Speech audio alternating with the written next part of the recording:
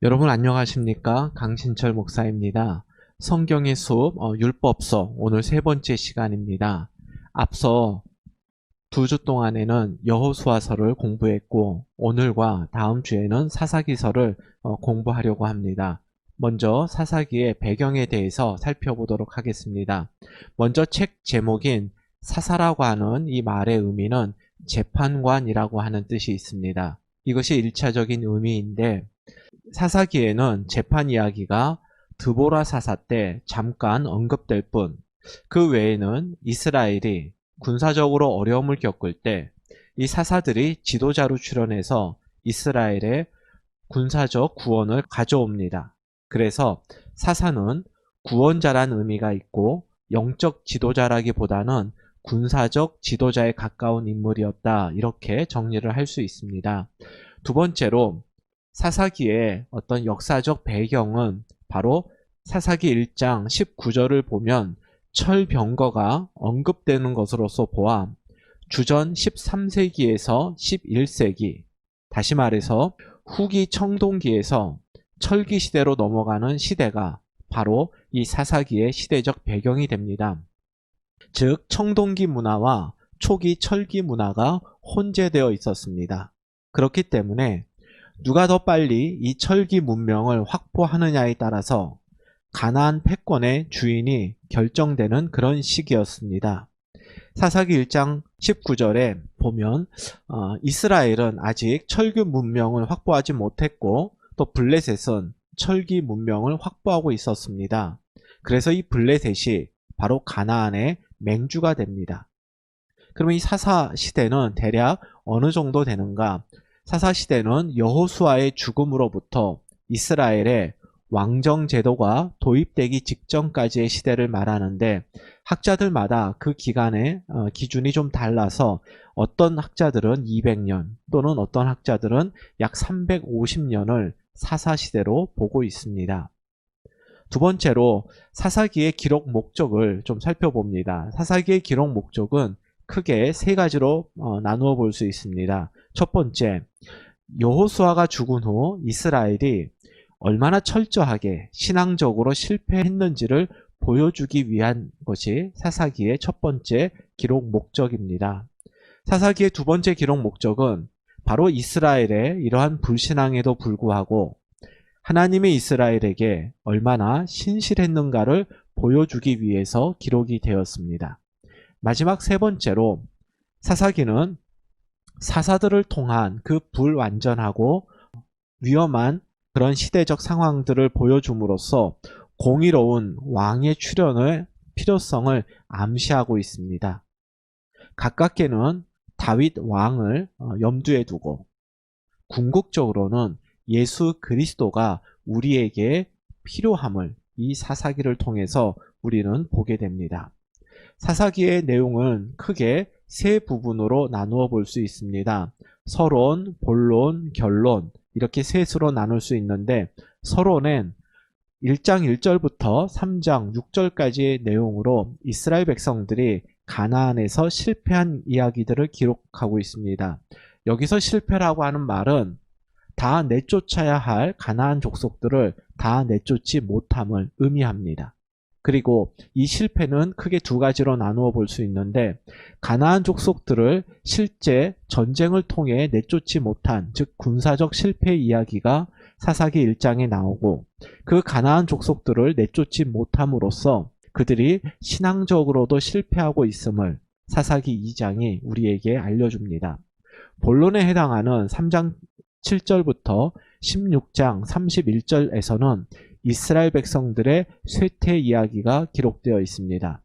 군사적으로 또 신앙적으로 실패한 이스라엘 백성들이 결국 가나안의 문화와 그들의 종교적 관습을 수용해 감으로써 그들의 삶이 어떻게 쇠퇴하였는지를 사사들의 이야기를 통해서 우리에게 알려줍니다. 세 번째, 결론 부분입니다. 결론은 17장 1절부터 21장 25절까지인데 이때의 핵심 단어는 바로 부패입니다. 실패하고 쇠퇴한 이스라엘 백성들이 결국 부패해 가더라. 그것을 이스라엘 백성들의 타락을 매우 상징적인 두 가지 사건을 통해서 알려주는데 신앙적으로 얼마나 부패했는지가 사사기 17장과 18절에 그리고 그들이 윤리적으로 얼마나 부패했는지가 사사기 19장에서 21장 사이에 기록이 되고 있습니다. 이제 오늘 서론에 해당되는 내용들을 좀 살펴보려고 합니다. 앞서 서론은 이스라엘 백성들의 실패 이야기라고 했습니다. 특별히 1장에서는 그들이 군사적으로 실패했다 하고 이렇게 말씀을 드렸습니다. 그들이 군사적으로 실패했다 한마디로 가나안 족속들을 다 쫓아내지 못했다 하는 것입니다. 사사기서 1장 19절입니다. 여호와께서 유다와 함께 계셨으므로 그가 산지 주민들을 쫓아내었으나 골짜기의 주민들은 철병거가 있으므로 그들을 쫓아내지 못하였으며 이렇게 되어 있습니다. 19절 상반절을 보니 여호와께서 함께 하실 때에는 가나안 족속들을 쫓아냈습니다. 그러나 19절 하반절에 보면 철병거가 골짜기의 주민들에게 있기 때문에 그들을 쫓아내지 못했다라고 되어 있습니다. 이스라엘 백성들이 가나안 족속들을 언제 쫓아내고 언제 쫓아내지 못했습니까? 하나님께서 함께 계실 때에는 그들을 쫓아냈지만 그들의 무기가 철병거, 즉 청동기 시대를 살고 있는 청동기 문화 속에 있는 이스라엘 백성들에 비해 월등한 철기 문화를 가지고 있는 그 골짜기 주민들에 대해서는 쫓아내지 못했다. 사사기 1장 19절은 그렇게 우리에게 알려주고 있습니다. 마치 이 구절을 보면 하나님보다도 철병거가 더 강하다 그렇게 읽혀집니다. 하지만 사사기 1장 19절은 하나님의 능력보다 철병거가 더 강하다란 뜻이 아닙니다. 이스라엘 백성들이 상대의 강한 무기, 즉 철병거를 보고서 하나님을 또 하나님의 능력을 신뢰하지 못해서 그들을 쫓아낼 엄두를 내지 못했다 이런 의미가 되는 것입니다. 즉 이스라엘 백성들이 가나안 족속들을 왜 쫓아내지 못했습니까? 그들은 늘 가나안 족속들보다 무기도 변변치 못하고 또 인구도 많지 못하고 결국 강하지 못했습니다.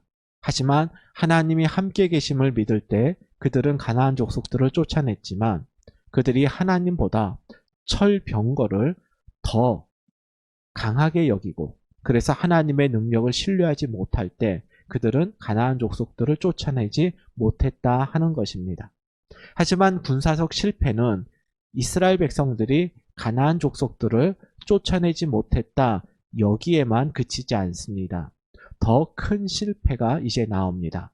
그것은 바로 이스라엘 백성들이 가나안 족속들을 쫓아내지 않았다라는 것입니다. 여러분 쫓아내지 못했다와 쫓아내지 않았다 그 의미의 차이를 잘 아실 것입니다. 사사기서 1장 28절을 세 번역으로 읽어드리겠습니다. 그런데 이스라엘 백성은 강성해진 다음에도 가나안 사람을 모조리 몰아내지 않고 그들을 부역군으로 삼았다. 쫓아내지 않은 그 의미를 아시겠습니까?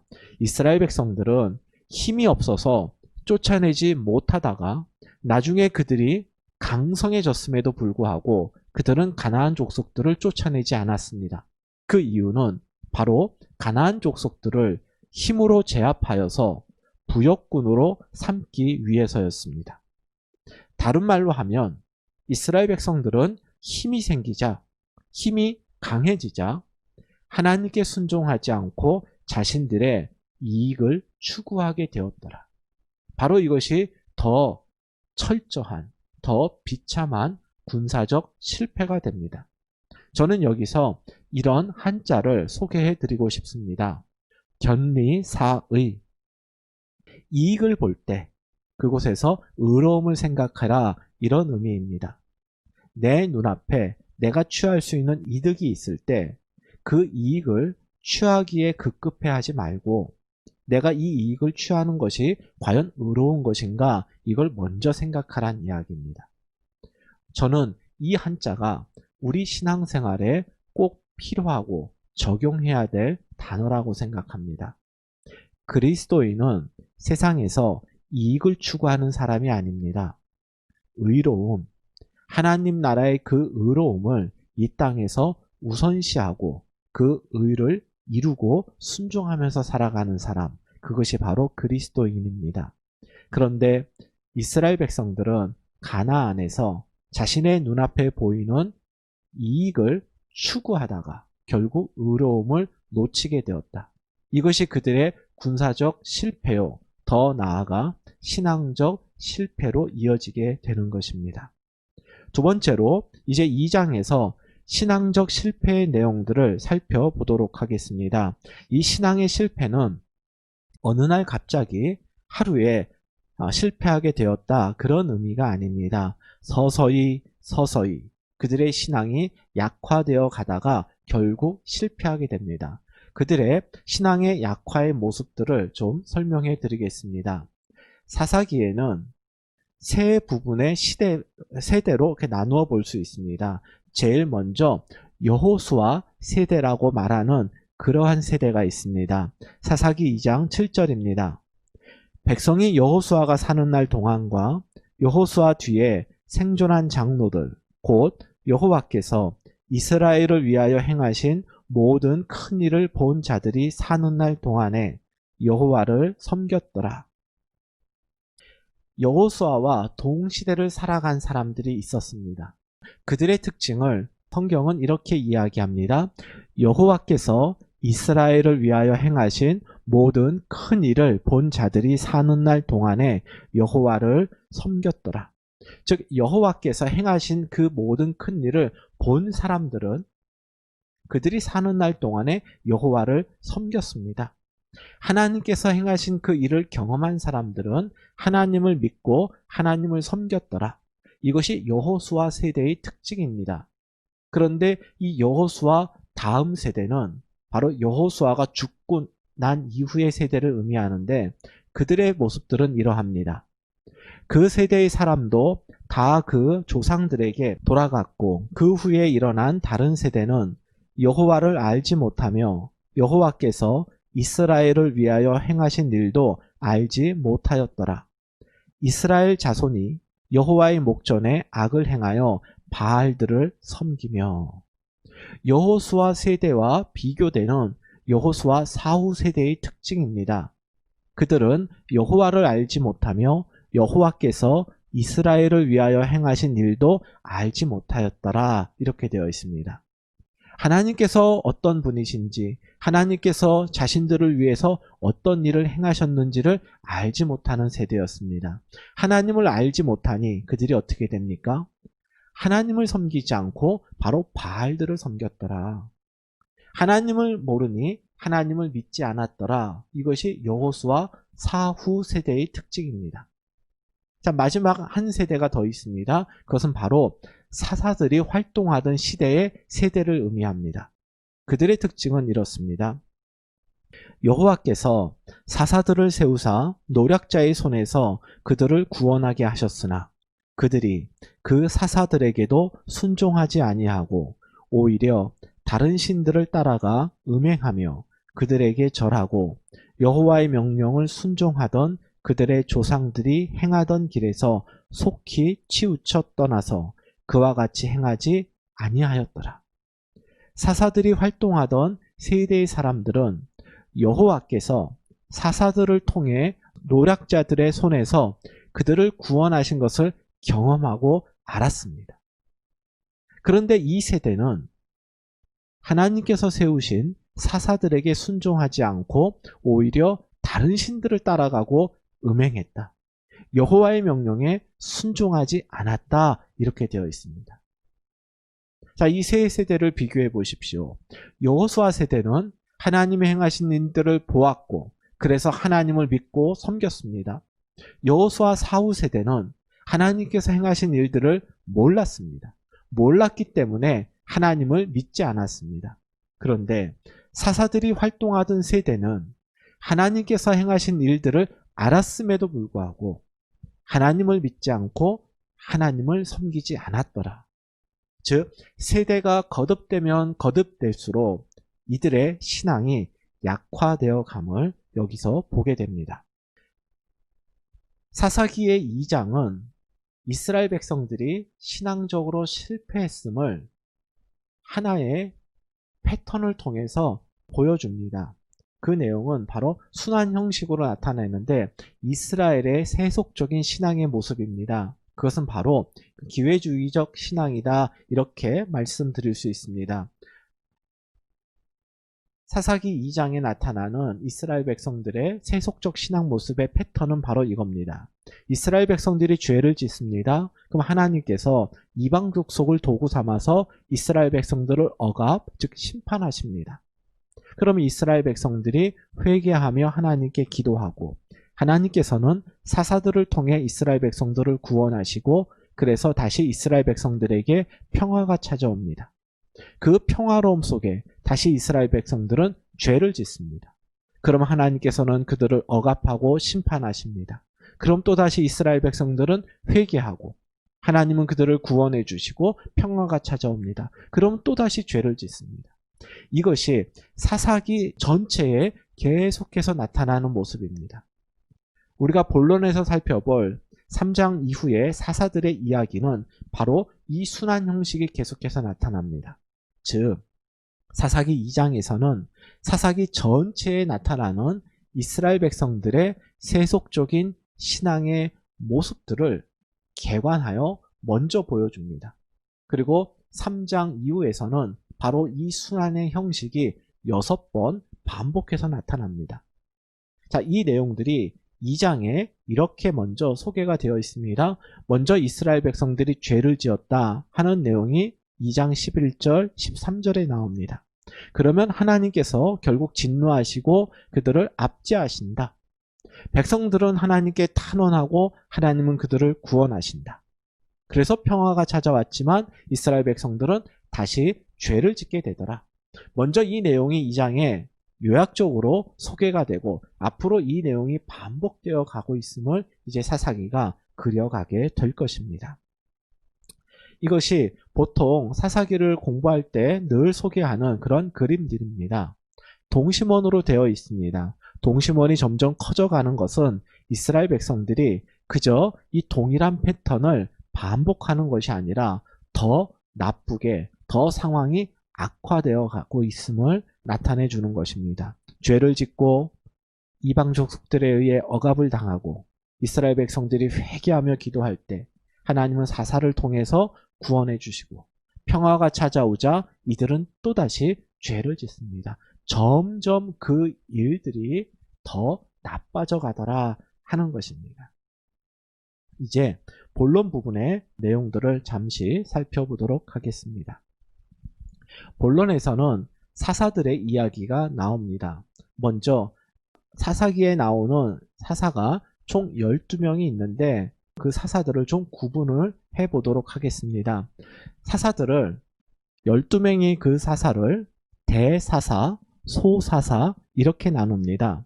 여기서 대사사, 소사사 나누는 기준은 대사사는 우리가 배울 점이 많은 그런 사사, 소사사는 흠이 많은 사사 이런 것이 아닙니다. 여러분 꼭 잊지 말고 기억해 두십시오. 사사기에 나온 사사들은 다 흠이 많은 사사들입니다.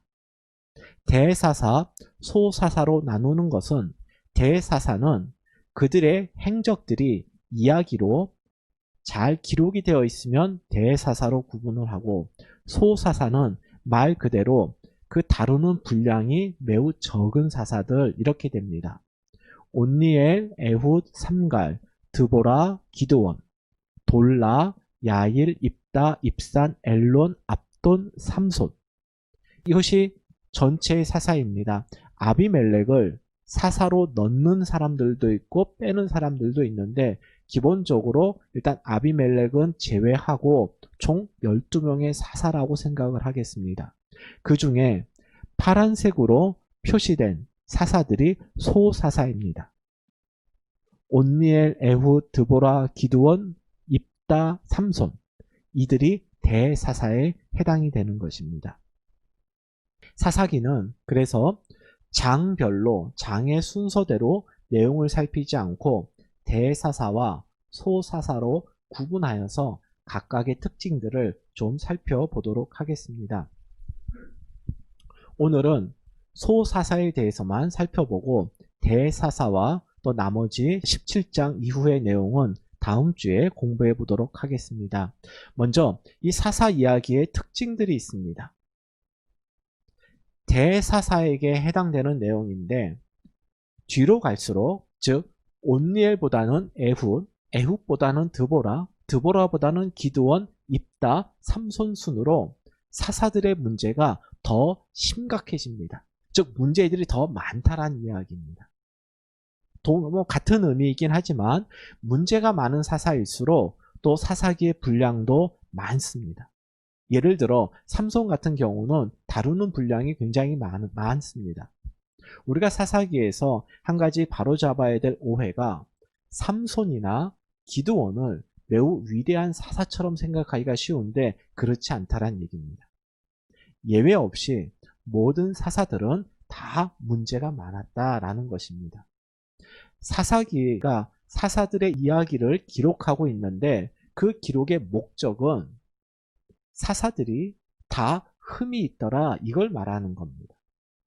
흠이 많은 그 이스라엘 백성들의 사사들을 통해서 결국 이스라엘의 삶과 이스라엘의 신앙이 시간이 흘러갈수록 점점 쇠퇴해 가더라 이걸 보여주는 것이 바로 사사기입니다. 그럼 이제 우리가 소사사 6명에 대해서 간략하게 살펴보고 오늘 공부를 마치도록 하겠습니다. 먼저 사사 이야기의 소사사 첫 번째 삼갈입니다. 사사기 3장 31절입니다. 에훗 후에는 아낫의 아들 삼갈이 있어 소모는 막대기로 블레셋 사람 600명을 죽였고 그도 이스라엘을 구원하였더라. 소사사는 이처럼 소개하는 내용의 분량이 매우 적습니다. 이것이 삼갈에 대한 내용 전부입니다. 그래서 소사사는 성경에 기록되어 있는 내용 전부를 살펴보도록 하겠습니다. 삼갈에 대해서 소개하고 있는 것이 무엇입니까? 그의 무기가 소모는 막대기였다라는 얘기입니다. 소모는 막대기 하나로 블레셋 사람 600명. 제가 서두에 말씀드렸죠. 블레셋 사람들은 철기 문명이었다. 철기 문명의 압도적인 무기를 가지고 있는 블레셋 사람들을 그저 소모는 막대기로 죽이고 이스라엘을 구원했다 하는 것입니다. 이 소사사 삼갈을 통해서 사사기는 우리에게 무엇을 말하고 싶어 합니까? 연약한 무기로도 블레셋 사람들을 600명을 죽이고 이스라엘을 구원했을 때 그것이 삼갈의 능력이 아니라 바로 하나님의 능력이요 하나님의 도우심으로 삼갈이 이스라엘을 구원할 수 있었다라는 것입니다.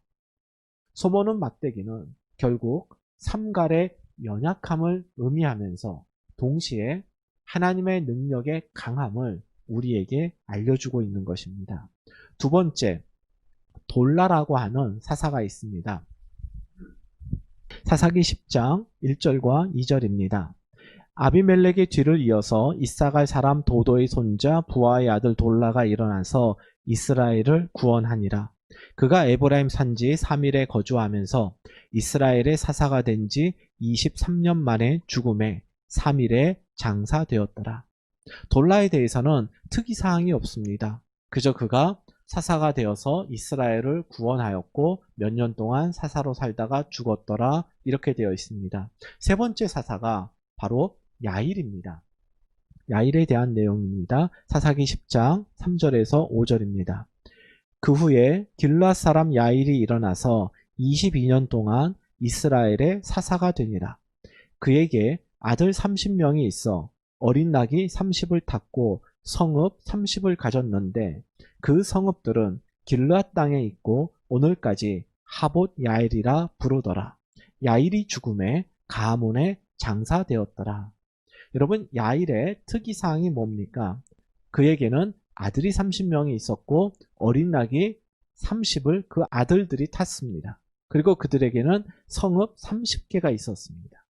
이것이 야일에 대한 설명입니다. 그냥 이걸로 사사에 대한 내용이 끝이 납니다.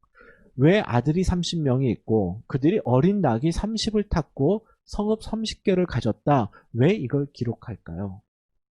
곧 보게 되겠지만 소사사들에게 가장 많이 나타나는 공통적 표현이 그들에게 자식이 많았다, 그들에게 재산이 많았다는 얘기입니다. 여러분, 아들이 30명이라는 얘기는 결국 야엘이라고 하는 이 사사가 부인이 많았다는 얘기입니다.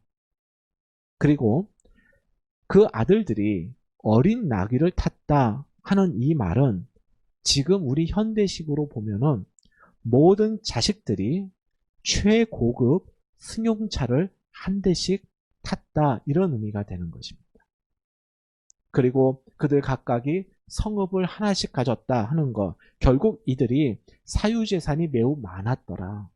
야일이라고 하는 사사를 성경이 소개하는데 결국 그에게는 아내가 많았고 그리고 사유재산이 많았다, 이거밖에 없는 겁니다. 네 번째 사사입니다. 입산입니다. 사사기 12장 8절에서 10절입니다. 그 뒤를 이어 베들레헴의 입산이 이스라엘의 사사가 되었더라. 그가 아들 30명과 딸 30명을 두었더니 그가 딸들을 밖으로 시집 보냈고 아들들을 위하여는 밖에서 여자 30명을 데려왔더라. 그가 이스라엘의 사사가 된 지 7년이라. 입산이 죽음에 베들레헴에 장사되었더라. 이 입산에 대한 설명도 보십시오. 결국 입산에 대해서도 아들 30명 그리고 딸 30명을 두었다. 이것이 입산에 대한 설명입니다. 야일이나 입산이나 결국 이들이 아내를 많이 두었다. 결국 이것밖에 알려주는 것이 없다는 것입니다. 다섯 번째 사사입니다. 그는 엘론입니다. 사사기 12장 11절과 12절입니다. 그 뒤를 이어 스불론 사람 엘론이 이스라엘의 사사가 되어 10년 동안 이스라엘을 다스렸더라. 스불론 사람 엘론이 죽음에 스불론 땅 아얄론에 장사되었더라. 엘론에 대해서는 특별하게 소개하는 내용이 없습니다. 사사가 되어 10년 동안 다스렸고 그가 죽어서 아얄론에 장사되었더라. 이게 끝입니다. 마지막 살펴볼 소사사는 바로 압돈입니다. 사사기 12장 13절에서 15절까지의 말씀입니다. 그 뒤를 이어 비라돈 사람 힐렐의 아들 압돈이 이스라엘의 사사가 되었더라. 그에게 아들 40명과 손자 30명이 있어 어린 낙이 70마리를 탔더라. 압돈이 이스라엘의 사사가 된 지 8년이라. 비라돈 사람 힐렐의 아들 압돈이 죽음에 에브라임 땅 아말렉 사람의 산지 비라돈에 장사되었더라.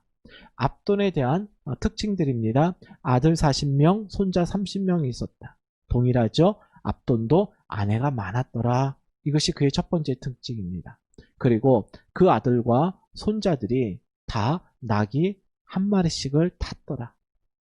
압돈은 아들들만 최고급 승용차를 탄 것이 아니라 그의 손자들까지도 최고급 승용차를 탈 만큼 그는 부유했더라. 이걸 알려주고 있습니다. 결국 이 압돈도 야일과 비슷한 사사였더라. 이걸 말하고 있습니다. 여러분, 소사사 6명을 살펴보았는데 결국 이들의 특징, 자식들이 많았다, 즉 아내를 많이 두었다. 그리고 사유재산이 많았다. 이것이 소사사들의 특징입니다. 제가 본론을 시작하면서 사사 이야기는 사사들에게 본받을 점을 기록한 것이 아니라 사사들의 문제, 또 사사들의 문제를 통해서 이스라엘 백성들의 문제가 무엇인지를 우리에게 알려준다 그랬습니다. 여러분, 소사사들의 공통적 특징에 해당하는 아내들이 많았다, 그리고 사유재산이 많았다. 결국 이것이 이 사사들의 문제다 하는 것이었습니다. 이게 왜 문제가 될까요? 아내를 많이 두고 사유재산을 많이 소유했다. 이것이 무슨 문제가 될지 우리 왕의 귀를 나타내고 있는 신명기 17장 말씀으로 그 의미들을 살펴보도록 하겠습니다. 신명기 17장 16절과 17절 말씀입니다. 그는 병마를 많이 두지 말 것이요 병마를 많이 얻으려고 그 백성을 애굽으로 돌아가게 하지 말 것이니 이는 여호와께서 너희에게 이르시기를 너희가 이후에는 그 길로 다시 돌아가지 말 것이라 하셨음이며 그에게 아내를 많이 두어 그의 마음이 미혹되게 하지 말 것이며 자기를 위하여 은금을 많이 쌓지 말 것이니라. 이 신명기 17장 말씀은 하나님께서 모세를 통해서 이스라엘 백성들에게 주신 말씀입니다. 만약에 너희들이 왕을 세우게 되거든 그 세움받은 왕은 이것만큼은 꼭 지켜라 하는 내용이 바로 이 신명기 17장 16절과 17절 말씀입니다. 한마디로 요약하면 이겁니다. 병마를 많이 두지 말아라. 아내를 많이 두지 말아라. 자기를 위하여 은금을 많이 쌓아두지 말아라. 이 세 가지가 세상의 왕들의 특징입니다. 왕들은 통치권을 강화하기 위해서 병마, 즉 군사력을 강화시키는데 늘 노력했습니다. 그리고 그 강한 권력으로 아내들을 많이 두면서 쾌락에 빠져 살았습니다. 그리고 그 힘을 가지고 자기 자신을 위해서 은금을 많이 쌓아두었습니다. 즉 사유재산 축적에 힘썼다라는 얘기입니다. 하지만 지금은 아직 왕이 없지만 후에 하나님께서 허락하셔서 왕정제도가 이스라엘에 도입이 될 때 그 왕은 세상의 왕들을 따라서는 안 된다는 얘기입니다. 군사력을 의지하다가 결국 하나님을 의지하지 못하게 될 것을 하나님이 염려하시어 병마를 많이 두지 말라 하셨습니다. 쾌락에 빠지어 미혹된 삶을 살 것을 염려해서 아내를 많이 두지 말라 하셨습니다. 그리고 공의로운 통치를 위해서 사유재산 축적을 언급하셨습니다. 그런데 우리가 앞서 살펴본 소사사의 그들의 공통된 특징이 뭡니까? 아내를 많이 두었습니다.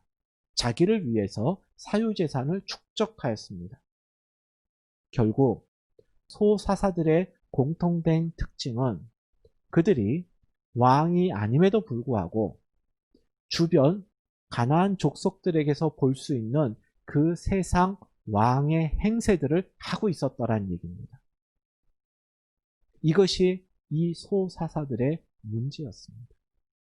결국 하나님께서 이스라엘을 구원하시기 위한 하나님의 도구로 세운 사사들이 하나님의 말씀에 순종하기보다는 세상에서 왕 노릇하는 그 왕의 모습들을 따라가고 그들 스스로가 왕 행세를 하는 것으로 그렇게 타락해가고 있으며 그것이 결국 이스라엘의 영적 위기라고 하는 것을 보여주고 있는 것입니다. 이스라엘 백성들이 군사적으로 신앙적으로 실패해가자 결국 지도자들도 그 안에서 타락하여서 하나님만을 왕으로 섬겨야 될 이스라엘이 결국 힘이 있다고 사람들이 자기를 높여준다고 자기 스스로 왕으로 자기를 착각하고 왕 행세를 했던 모습 그것이 사사시대의 모습이었다. 이것을 소사사들의 모습을 통해서 이제 우리에게 알려줍니다. 다음 주에는 보다 더 자세하고 재미있는 이야기, 엄밀하게 말씀드리면 재미있기보다는 좀 잔인한 이야기들이 많이 나오는 대사사 이야기들을 통해서 이스라엘 백성들이 어디까지 타락하게 되었는지 이걸 알아보도록 하겠습니다. 잊지 마십시오. 이스라엘 백성들의 타락한 모습만을 보여주기 위해서 사사기가 쓰인 것이 아닙니다. 그럼에도 불구하고 이스라엘 백성들이 끝모를 나락으로 떨어지는 그 타락의 순간 속에서도 하나님은 신실하게 이스라엘 백성들을 구원하는 일을 중단하지 않으셨다. 그 희망을 우리는 사사기에서 읽을 수 있게 되는 것입니다. 이 대조적인 두 내용을 이제 다음 주에 조금 더 자세히 살펴보도록 하겠습니다. 여러분 가급적 이렇게 성경 공부를 하면서 본문에 해당되는 내용을 미리 읽고 또 복습으로 한 번 더 읽으신다면 훨씬 더 성경을 이해하는 데 도움이 될 것 같습니다. 우리 사사기 1부 내용 여기에서 마치고 우리 다음 주에 사사기 2부 대사사들 이야기에서 다시 찾아뵙도록 하겠습니다. 한 주간 평안하십시오.